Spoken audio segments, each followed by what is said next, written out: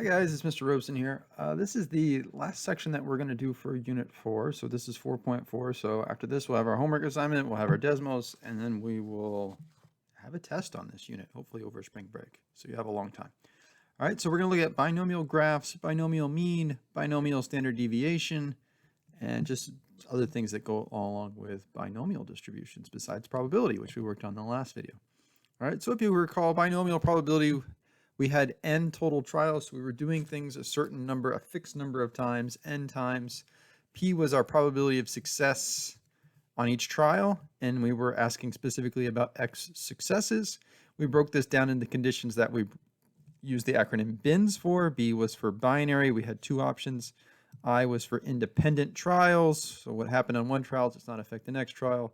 N was that we had n fixed trials in total, and S was that we had the same probability for each trial, and if any one of these things was not satisfied, it was not binomial. And then we had two calculator methods to do these, Binomial Pdf, and this was for exactly x successes, and Binomial CDF, so that was the difference, the C here, and this was less than or equal to x successes. All right, so that was the difference between the two. So that was just review there. All right, so now we're going to look at creating an entire distribution and then graphing a distribution for a binomial distribution. A lot of distributions there. All right, so what we do is we find the probability of each success from 0 all the way up to n successes, and then we graph it as a histogram, like a bar graph, where the bars are touching each other. So here's our example. If 70% of people who get a particular surgery fully recover, create a probability distribution for the number of successful surgeries if there are 6 performed in a week. All right, so this tells us our P is this 0.70, 70%.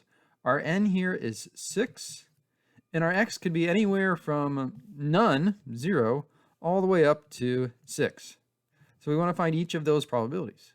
So the way we would do each one would be binomial PDF with N equal to 6, P equals 0.70, and then X would be 0 here, and we have to work that out. And then for the next one, it'd be binomial PDF, N would be 6, P would be 0.70, and then X would be 1. And then we would keep going, and then X would be 2 here, and then X would be 3, and so on.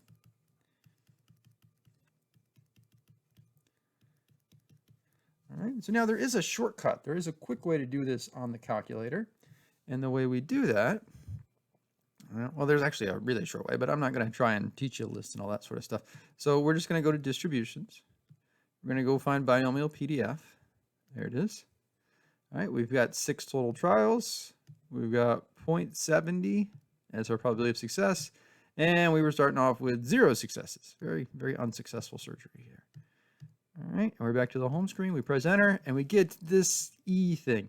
If it has this E, that means there's that many zeros are going to be in front of it. So this would be like 0.000, so there's 4 zeros, and then it was the 7. Essentially, it's 0 as far as we're concerned. So like if it's 0 to 3 decimal places or 2 decimal places, it's 0 as far as we're concerned. All right, now to get to the next one, we don't have to go second to distribution again. We just press second, enter, and it brings us back to what we just had, and then we just change that 0 to a 1 and press enter. And then second, enter, and we change the 1 to a 2. And then second, enter, and we change the 2 to a 3. So it's not really that bad. We don't really have to do it over and over. So that's 0.01. 2 decimal places is usually plenty. 0.01. The next one is 0.059. So that would round up to 0.06. And the next one is 0.185. So we can just say 1.8, but actually that was going to round up to 0.19. So 0.19.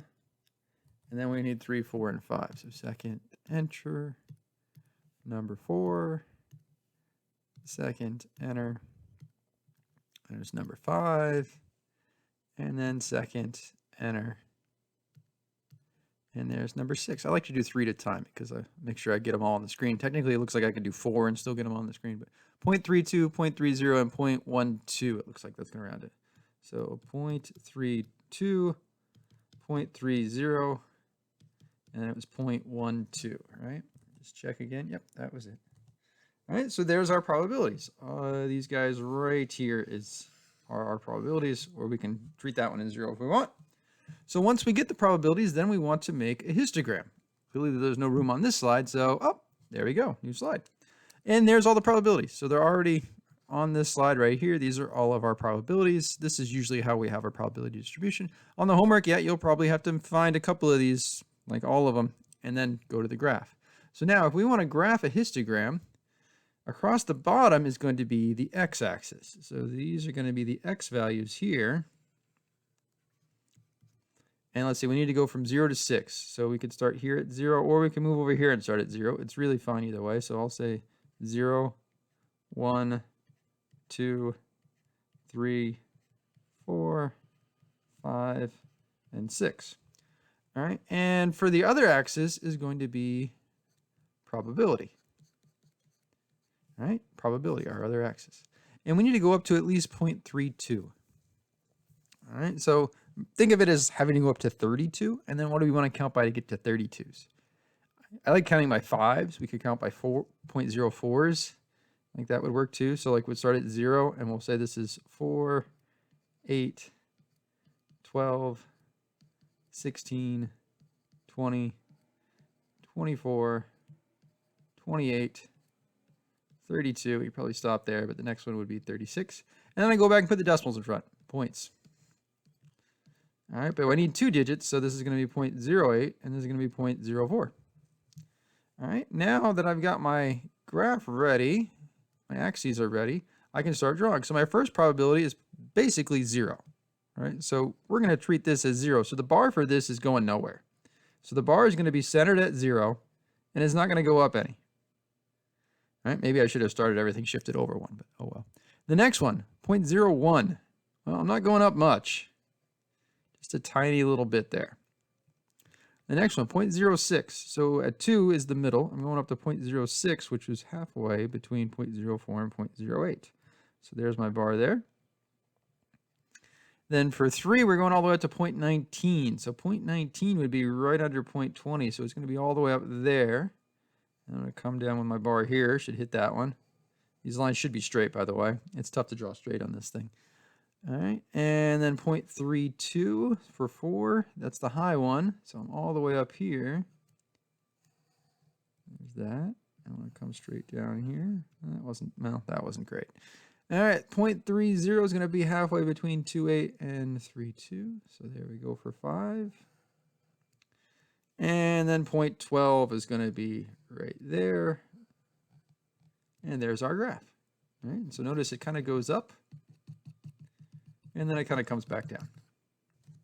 All right, it usually has some sort of curve to it. Like it curves up and then comes back down. All right. So next is we want to look at this graph and say, okay, well, what would we expect to happen? Well, it looks like the highest bar is 4, and there's, a good bit over to the right of 4 and a good bit over to the left of 4. So maybe 4 would be about the middle. All right. So to find where the exact middle is actually the shortest formula we've had all year, and we will have all year. It's n times p. It's just, p% of n. And that's what we would expect to happen. And then to figure out how spread it out it is, we use the standard deviation formula. It's the square root of n times p times 1 minus p.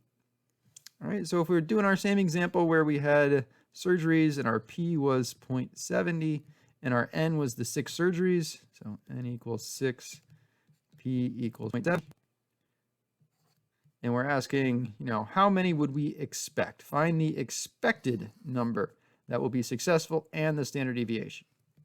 Well, the expected number, the expected value is just the mean. So the expected number of successful surgeries is the mean, is n times p. And we can type that into the calculator. I think that's just going to be 4.2. All right, so we would expect 4.2 surgeries to be successful out of 6, which isn't bad if 70% are successful. Next up, the standard deviation is the square root of n, which is 6, times p, which is 0.70, times 1 minus p, 1 minus 0.70. All right, we can type that all into the calculator. All right, so, turned off on me. Second, and then right there, you see the square root symbol? So second, and it's actually the x squared button. and then it's 6 times 0.70, and I'm just going to put it in parentheses, 1 minus 0.70. All right, you could actually subtract that and just say it's 0.30 if you want. It'll get you the same answer, 1.122. All right, usually 2 decimal places is plenty, but if you want to put 3 or 4 or more, that's fine. All right, the next one, Steph Curry makes 90% of his free throws and takes an average of 8 free throws per game. Find the mean and standard deviation for the number he will make. All right, so it's a binomial distribution because he could either make it or miss it. All the shots are independent. His probability of making it stays 90%, unless he turns an ankle or something. So our n here is 8. Our p is 0.90. So the mean, or the expected number that he will make, is 8 times 0.90, which gives us 7.2. And the standard deviation is the square root of 8 times 0.90 times 1 minus 0.90, which is just going to be 0.10. All right, so we got to type that into the calculator. Missed it. Second square root button, 8 times 0.90 times 0.10. And we get 0.8485 and so on. So 0.8485, that's fine. However many decimal places, at least 2, but that's fine right there. All right, a couple more examples, just 2 more for practice. 1 card is taken at a time from a deck of cards and then replaced after its suit is noted. All right, so the key point here is that we are replacing the cards. If you take 12 cards, that's our n, 12, how many would you expect to be hearts? And what is the standard deviation? All right, so this might not seem like binomial because there are 4 suits. But what we do is we say hearts equals success, and then all the other ones are failures. So like diamonds, spades, and clubs would all be part of failures. So now we do have 2 different things. We have hearts as one thing and then everything else. So we kind of cheat, but we still make it binomial. And then we got to wonder, what's the probability of getting hearts? What's our p here? Well, hearts is one of the 4 suits.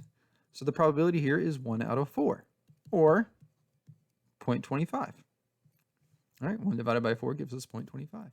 So now the expected number of hearts, or the mean number of hearts, is 12 times 0.25.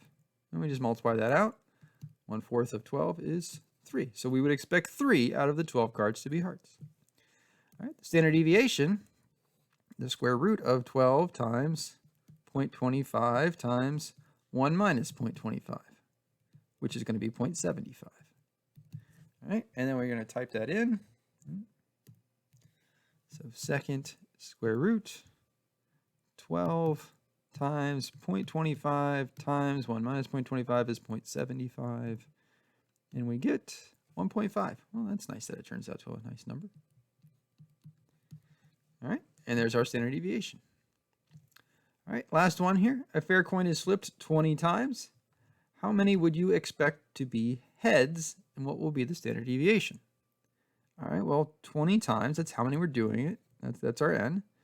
Heads, probability of heads when you flip a coin is half, so it's 0.5. So that means our expected value, which is our mean, is 20 times a half.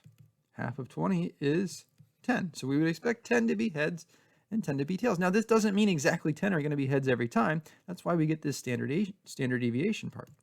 So the standard deviation is the square root of 20 times 0.5 times 1 minus 0.5, which is another 0.5. And if we type that in, second square root, 20 times 0.5 times 1 minus 0.5 is another 0.5. We get 2.236. All right, so that means it's going to vary from 10. Like, we would be okay if we had 2 more than 10. If we got 12, that'd be pretty normal. If we got 2 less than 10, that would also be considered fairly normal. That would be something we would expect to happen. All right? On average, we would expect 10, but if we're a little bit above 10 or a little bit below 10, that wouldn't be shocking. All right, that's it for this section. So as long as you know how to make the graph, find all the probabilities, make the graph, find the mean, find the standard deviation, and that is it for binomial, and that is it for Unit 4 for us.